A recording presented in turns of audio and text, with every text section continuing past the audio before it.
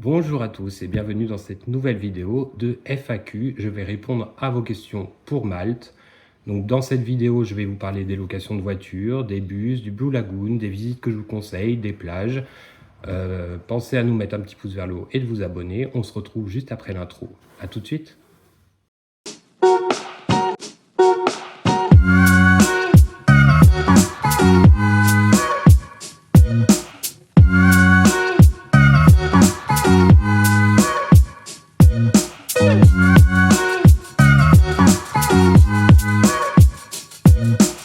Donc je vais commencer par les locations de voitures. Alors la question qu'on nous a posée, c'était où on a loué notre voiture. C'est simple, c'était chez Enterprise Rent-A-Car Malta, donc c'était à l'aéroport.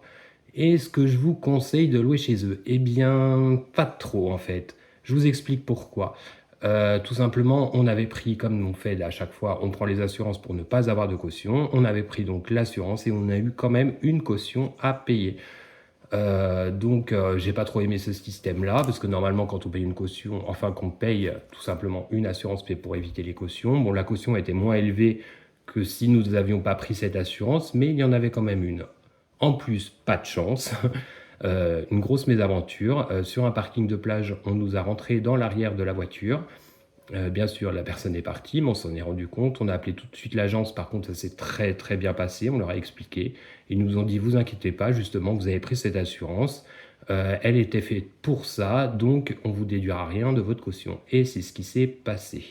Donc après, je vous laisse juge de prendre chez eux ou non, mais comme on nous a posé la question, je préfère répondre.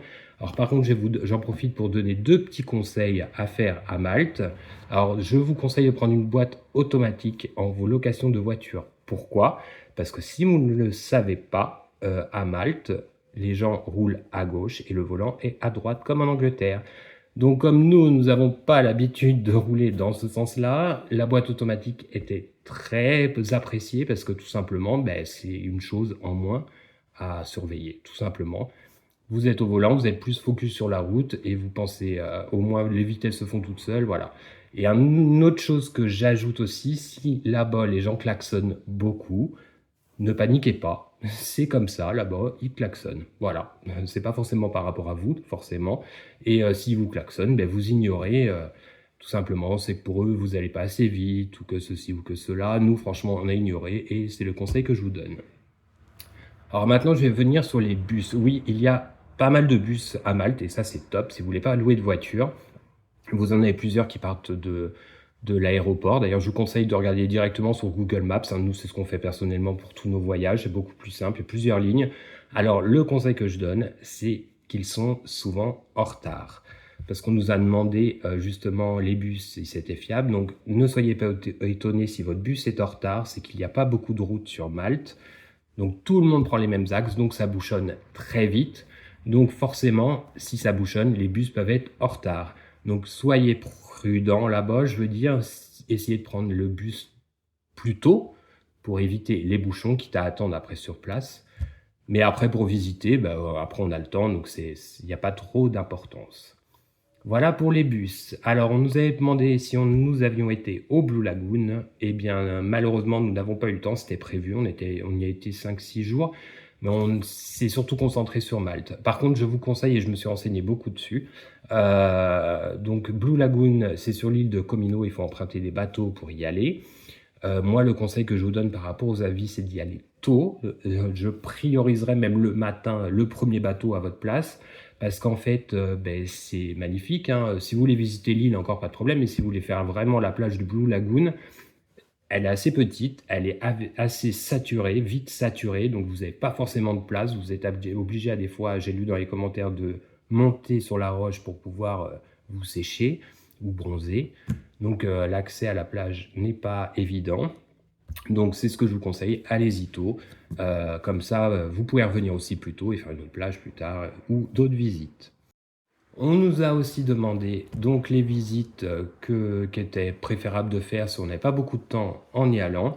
Alors je vais vous en donner quelques-unes. Sachez que vous pouvez retrouver bien sûr les vidéos dans la playlist de Malte que nous avons fait et que je vais vous mettre dans la description. Sachant que ça vous permet de voir à peu près ce qu'il y a et comment c'est fait. En sachant que les vidéos sont assez âgées maintenant. C'était pas la même caméra que maintenant, donc l'image est moins nette, mais bon, ça vous permet d'avoir un aperçu. Alors les visites que je vous conseille, c'est la petite ville d'Emdina, qui est très très jolie. C'est des grands murs très très hauts, des petites ruelles. C'est très mignon. Voilà. Alors la Valette en elle-même, bien évidemment, se promener dans la Valette, c'est super agréable, c'est très très beau, l'architecture est magnifique. Donc ça, c'est top, je vous le conseille. Je vous conseille aussi à la Valette le parc Lower Baraka, qui offre un point de vue magnifique sur la Valette et sur la mer. Franchement, c'est un conseil que je vous donne. En plus, il y a de l'architecture, un peu d'histoire aussi là-bas. C'est très très joli. Donc le Lower Baraka. Alors si j'écorche les noms, je suis désolé, hein, je vous le dis tout de suite. Aussi le Saluting Cannon Battery. Alors le Saluting Cannon Battery, c'est tous les jours à midi. Il y a des tirs de canon. Donc à savoir, il y a deux parties. Donc il y a une partie payante avec le musée, si ça vous intéresse, et une partie gratuite. Alors pour aller à la partie gratuite, il suffit d'aller au parc Hooper Baraka. En fait, il est juste au-dessus. Et donc c'est un parc, vous allez tout au bout du parc et ça vous fait une grande terrasse, un grand balcon qui offre la vue sur donc les tirs à 12 heures. Alors je vous conseille d'y aller au moins 20 minutes avant car bien évidemment c'est gratuit donc tout le monde y va. Ça fait un grand balcon, c'est magnifique, c'est très impressionnant. Mais franchement c'est une visite que je vous conseille de faire. Donc c'est à la Valette. Je vous conseille aussi les catacombes de Saint-Paul. Si vous n'avez jamais fait de catacombes, par exemple les catacombes de Paris, je vous conseille la visite. C'est sympa aussi à faire. Si après vous avez déjà fait, bon, c'est un petit peu différent quand même parce que là vous montez, vous descendez, vous remontez, hop, vous allez un petit peu plus loin, vous redescendez. C'est pas, on va dire, c'est pas des grands couloirs, mais c'est sympa à voir, franchement. Et aussi, alors celui-là on l'a pas fait parce que malheureusement, je vais donc un conseil que je vais vous donner en même temps, mais je vous conseille quand même de le faire parce que ça a l'air très joli, c'est le port de Marsalox, si je le dis bien. Alors, c'est un port atypique avec plein de bateaux de toutes les couleurs, c'est très très beau. Alors, nous, on n'a pas pu y aller parce qu'on devait y aller le dernier jour, mais c'était le jour du marché. C'est pour ça que c'est un conseil que je vous donne.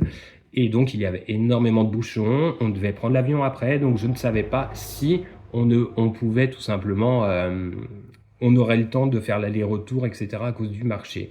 Donc, si vous voulez aller faire le port, je vous conseille d'y aller soit tôt le matin s'il y a le marché, ou soit tout simplement de y aller le jour où il n'y a pas de marché. Comme ça, vous éviterez les bouchons. Voilà, donc maintenant je vais venir sur les plages. On nous a demandé les plages qu'on recommandait. Alors je vais vous en donner 3 plages que je recommande, qui sont très jolies, mais que je vous conseille aussi, ces plages-là, d'y aller assez tôt le matin. En fait, là-bas, il faut assez privilégier les plages de matin et l'après-midi, les visites, ou fin d'après-midi, les plages. Tout simplement parce qu'elles sont vite bondées. Il n'y en a pas non plus énormément de plages sur l'île principale de Malte, hein, je parle. Et il faut se dire que forcément, il y a les touristes et il y a aussi les locaux. Donc, s'il y a les touristes et les locaux, elles sont vite blindées. Surtout qu'à des fois, comme le dimanche, ça nous arrivait d'y aller sur une plage un dimanche, les locaux viennent dès le matin, ils déplient leur barnum, ils mettent leur table, ils y restent la journée. Comme ça, ils sont à l'ombre, ils ont de quoi pique-niquer. Ils s'installent, quoi. Mais résultat, comme beaucoup de monde fait ça, ça prend beaucoup de place. Alors, je reviens sur les 3 plages que je vous conseille de faire. La première, c'est Melia Beach Bay, une eau turquoise. Alors, vous avez une partie sableuse, vous avez une partie un petit peu plus rocailleuse. Vous pouvez descendre avec des plongeoires, vous savez, pour aller vous baigner. Mais elle est très très belle, elle est très turquoise.